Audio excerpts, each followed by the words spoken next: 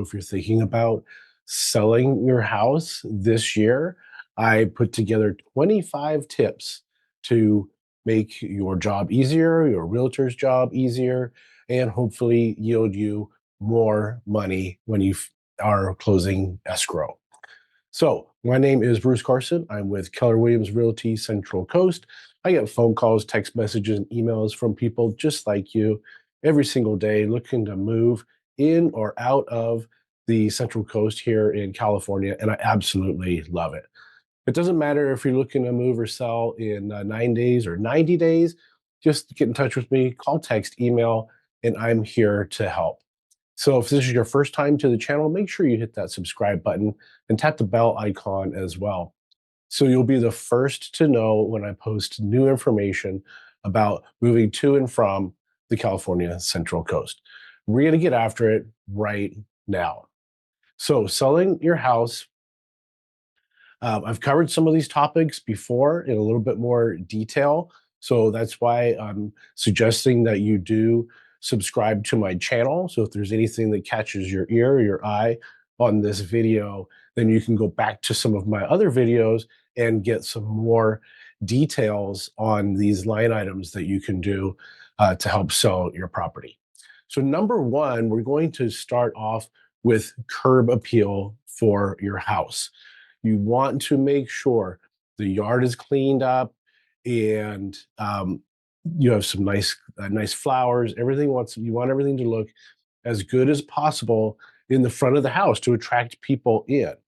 Something else that I've always recommended is make sure that front door is clean and maybe even replace or paint your front door. Colors like red are very inviting. It means that everyone is welcome. So that's a consideration for your curb appeal.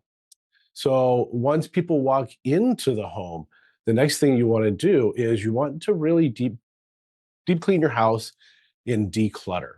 So put your items away, your personal items, especially like family photos, wedding pictures, photos of the kids. I know you love them and you and your family enjoy them and want to see them. But we want a nice, clean, inviting house that with those things removed. So then when potential buyers walk into the house, they can envision it as their home, not like your home. So after you declutter, you can also do some staging. If your house is vacant, then I highly do recommend a professional staging. Talk to your realtor. They're going to know the local professional stagers in your town, and we'll get the house looking really, really good with professional staging. Now, if you're still living in the house, you can still do some staging. Again, work with your realtor, work with a staging company to add some color, some flair, some pizzazz, and really make your house feel like a home for the next buyer. So, number four, make sure that you address minor repairs. I did a video addressing, I believe, about 10 items that you should do, like fixing leaks in the house, just really sprucing it up and do some general repairs. Make sure you strap your water heater. It's California. It has to be strapped and braced. So you can even go so far as to pay for a professional home inspection, just like what your buyers are going to do. So if you pay for a home inspection, the inspector is going to go over a list and cover health and safety items that you should really address ahead of time before you sell your house, so you don't allow buyers to see those items and then do their own home inspection and do a request for repair for you to repair those items.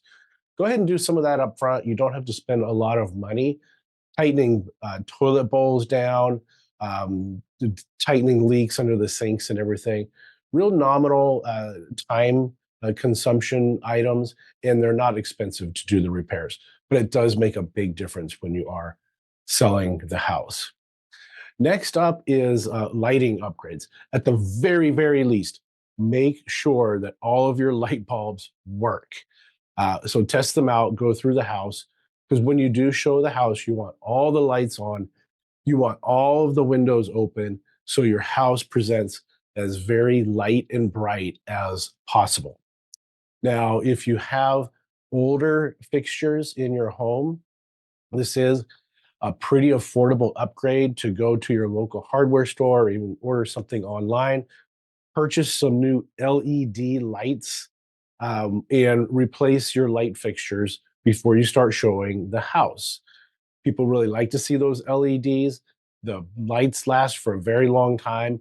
And if you get the right lighting, like you get a light that is a warm light that provides like sunlight or daylight versus real harsh, bright white lights.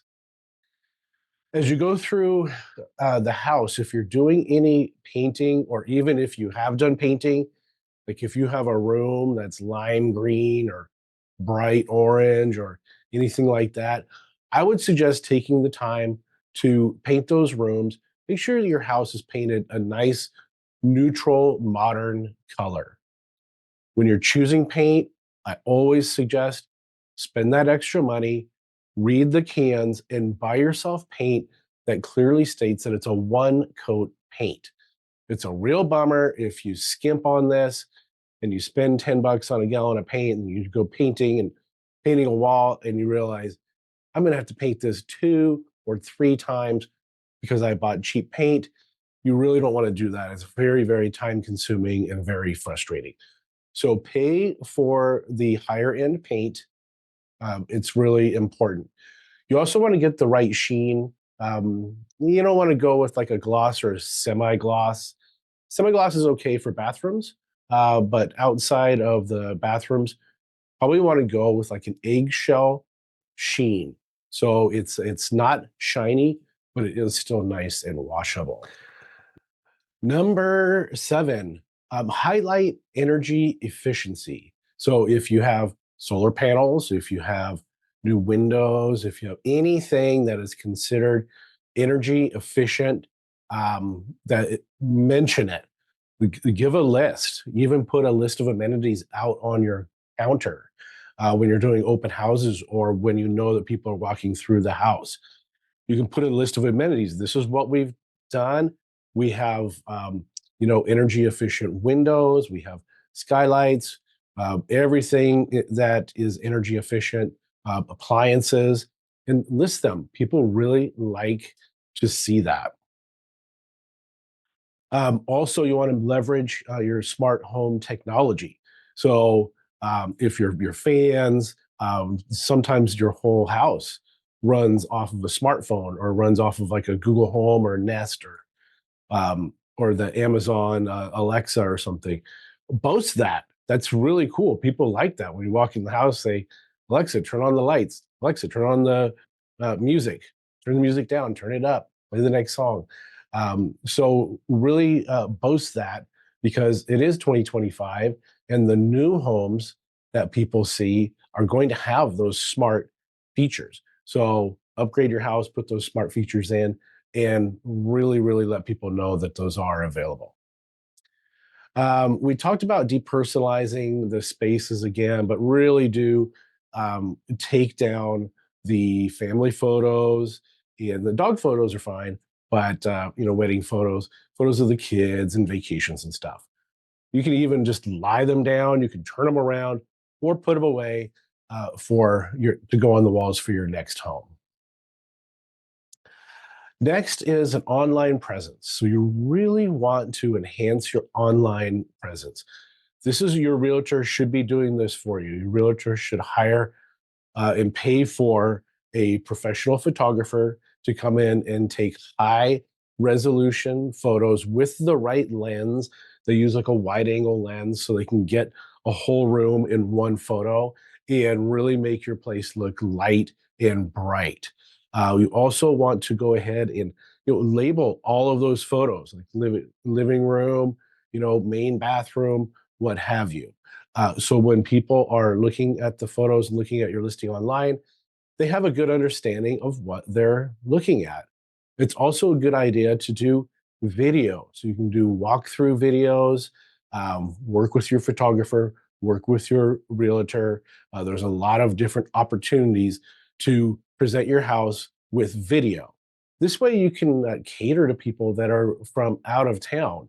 Not everyone is going to be buying in your town. So, say they're from another state or from another part of the state, and they want to see your house. Well, those videos are going to be very, very helpful. It helps people make a decision if they really want to get in the car and travel to come and see your house. So once they've seen the videos, those high resolution photos that are labeled, then they're gonna have a real good idea of what your house looks like. When you are when you have your house listed for sale, please, sellers, it's really, really important to be flexible with showings. Um, it's going to be a pain. It's going to hurt a little, and it's going to disrupt your life. Selling your house is some kind of a disruption in your life. So please let people come in at night. Let them come in on the weekends, even on holidays if you have to, because potential buyers, have limited schedules, and you want to make sure you get as many eyes as possible on your house. The more people that see it, the more potential offers, and the more potential money that you're going to put into your pocket. Speaking of money, our next line item is pricing your house competitively. Again, you want to work with a realtor. Please interview me and my team if you like, but interview some realtors and take your time. You're going to pay me or your realtor good money. So take the time, interview them, and make sure that you're comfortable with the person that you're working with. You want to make sure that they have good working knowledge of the local market so that the house can be priced appropriately. Now, on my team, we do a lot of listings, and we'll do a very detailed comparative market analysis on your home, looking at other properties that have sold and are selling in your neighborhood. And then we will price your house accordingly. Please keep an open mind with this. We don't want to ask more money than it's worth, or we don't want to ask the maximum amount that we think it's worth. Please listen to me or your realtor, whoever it is. We want to price the house a little bit, just a smidge under market value. So if your house is, we've determined the market value is $1 million, maybe we're going to list it at 949 or 925. I know that sounds scary and it might sound counterintuitive that we're leaving money on the table, but the reality is, if we price it really competitively, we're going to get more foot traffic, again, more eyes on the house, and more buyers, and hopefully more offers. What we really want to do is, if you can go out of town or just give us access to the house for the whole first weekend that it's listed, so we can have a mega open house weekend and just have all kinds of people come in. Hopefully, after that one weekend, then we're going to have multiple offers. Let's say we have 5 or 10 offers to review on Tuesday or Wednesday after our first big weekend. So that goal is to get a lot of offers like that, and then we can review those offers and we can do what's called a seller multiple counter offer, which means, hey, great job. We're not choosing your offer yet, but you have a dog in the fight. Uh, Raise your price, sharpen your pencil, come in with the best price that you can. Maybe make the terms look better for me, whatever they are. A shorter escrow period, or whatever the terms are that are going to make it a little bit sweeter for me, the seller, to accept your offer. Let's also list there highlights of the neighborhood benefits. So, what local amenities are here? What schools are in the neighborhood? Is there a park? Is there a dog park? Is there a local pool? Golf courses? What is available? Help attract. Don't make us guess as buyers. Tell us all about the property. Really boast it. Put it on your list. And we're back. Number 16, enhance the outdoor living spaces. Creating inviting outdoor areas like patios, decks, and really extend those living spaces so people can envision themselves appreciating your outdoor areas. So clean up the deck, clean the deck furniture. If you have furniture outside, shine up that barbecue and just get everything nice and clean so it looks appealing, just like that curb appeal that we want out in front. We also want to offer those outdoor areas to the potential buyers, especially because we're here in California. It doesn't rain very much. Our weather doesn't change, at least here on the Central Coast.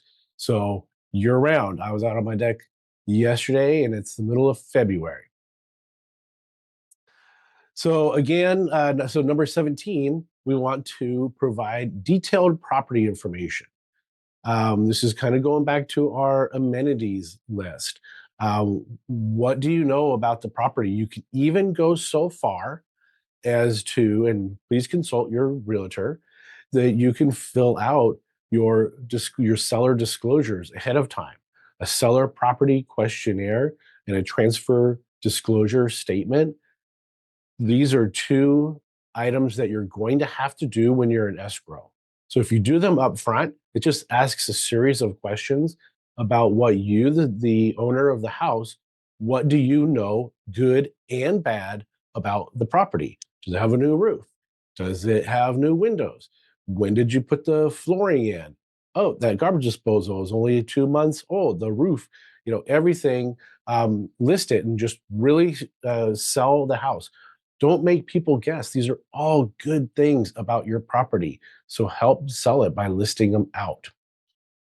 Um, Number 18, when you are showing the property, this is a big one. Make sure that you have pet free showings. So many times I've gone in to show a property to potential buyers, and people say, oh, well, there's a dog in the garage, or don't let the 19-year-old cat out. He's the cat's going to be in the house when you show it. That's a bad idea for a number of reasons. One, you're letting strangers be in charge of your pet, which you don't want to do. You're trusting that I'm going to pay attention to your 19-year-old cat, not let the cat out. So don't do that. You also don't want to have litter boxes. You don't want to have a bunch of dog toys, the dog beds. Put them all away. Let people envision the house. Let them smell it. Let it smell clean, look clean. You can drive people away by having hair all over the place and pet toys and cat food and litter boxes, whatever. So just pet free environment, please. Number 19 is highlight your storage solutions. So really show the storage in the house. Boast those closets. Are there organizers in the closets? Do you have lazy Susans in the cabinets in the kitchen? Is there a pantry for food? Just really, really share all the information about storage. People like storage, like to have stuff put away so they don't have a cluttered home. Number 20 is create a welcoming atmosphere. So you can use scents, you can use a lightly scented candle. Don't overdo it. Don't overwhelm people and give people headaches. If you do like the plug-ins or any kind of scent like that, turn it down low. Don't crank it all the way up and make it so strong that it's going to offend people or maybe give people a headache. I always like, especially during the winter time or cold, rainy days, I always like to turn the oven on and bake cookies. Uh, that way it smells like, whatever chocolate chip or sugar cookies or whatever I'm cooking, and I'll do little batches. So if I'm going to be at the property for 3 hours, I'll let that oven run for the whole 3 hours. Instead of cooking all my cookies in one batch, I'll do like little batches of a half a dozen. So I just keep that cookie smell going. That's just a little trick, whatever you want to do, but make it smell good. You're trying to sell this house. Let's do it as quickly and easily as possible. The number 21, provide utility bills. People are always going to be curious how much the bills are. So, you might as well, if you're comfortable with them, you don't have to have your name, you don't have to have your account numbers, but you can have that electric bill, that gas bill, and any other, water, sewer, any other bills. Go ahead and disclose them. Even if you list it out on a piece of paper and say, oh, well, for the last 3 months, these have been what our bills cost. But it's just nice to disclose that, especially if you have that really energy efficient house or a house with solar on top where you're not even really paying for much energy. So really sell the house that way. Don't leave the buyer asking the questions. Just give the information up front. That way, when someone decides to write an offer on the house, they know what they are getting into, and that way they can spend more money, or they're going to come up with their price that they're offering accordingly. Number 22, showcase recent upgrades. Again, you're going to do this on disclosures anyway. So you might as well do it up front. Let's put it on that amenities list. Brand new stove here, new flooring, new sink, new toilets, whatever you've done, go ahead and let them know. You're proud of it. You spent that money. You maybe paid someone to do the work at your house. So let people know what they're getting into. Number 23 is prepare for inspections. Now, again, it's up to you and your realtor. I mentioned before that you may, before you sell your house, and we do this with some buyers, you may want to pay, it's about $600 for a home inspection, it's about $100 for a pest inspection. But these are professionals and they're going to give you a very thorough look at your house. This does two things. One, it gives you the opportunity as a seller to do some repairs on your own. Anything that you can do, you roll those sleeves up and you go to the work, do the work yourself. It's going to be a whole lot cheaper than if you later on, when we're in escrow, get a request for repair and they're asking you to hire contractors to do that work that you can do. So now, if you don't want to do that, be prepared. Be ready that the buyers, whoever's buying your house, more often than not, they are going to hire that home inspector and that pest inspector. So if you weren't upfront and you don't know exactly what you have at your house, just be ready because there's a really good chance that you're going to see a request for repair for health and safety and other line items that are found on the home inspection and the pest inspection. So it's up to you. You can do it up front, or you can wait for them to do it. It either way, you're probably going to be doing some repairs. Number 24, we're almost there. Enhance privacy. Okay, so if you don't have window coverings on your on the windows, cover them up. Maybe leave the window coverings down just a little bit to show that the neighbors are could be walking by and looking into the house. Fencing is a great way to provide privacy. Even raise the height of the fence if you can in your neighborhood by putting some lattice work on the top or growing some plants on the top of the fences just to try to add some more privacy. It's a very desirable feature for some buyers. And then the last one, number 25, is gather necessary documents, have them ready up front.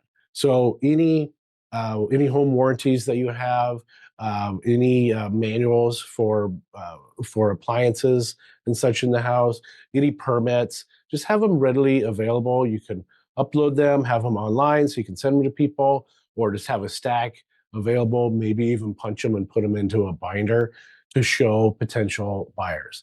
But again, disclose, disclose, disclose. They're going to see it anyway, so you might as well be upfront and tell people what's happening.